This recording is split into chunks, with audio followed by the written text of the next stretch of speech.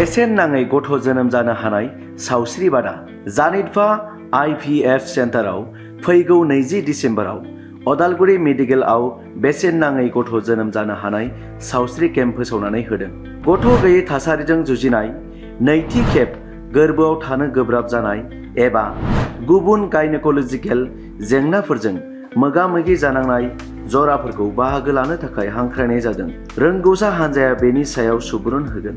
गथ' गैयै फाहामथाय राहाफोर, गले-गले गोर्बो गारनाय आरो IVF IUI फेलें जानाय, गायनेक'लजिकेल जेंना आरो गोबां। थावनिया जाबाय अदालगुरि मेडिकेल टाउन LP स्कुलनि साखाथियाव। फैगौ 20 दिसेम्बराव सुलाद लानो थाखाय जानबुं अनजिमा 8609094000 7896004229 आव कल खालामनो हागोन।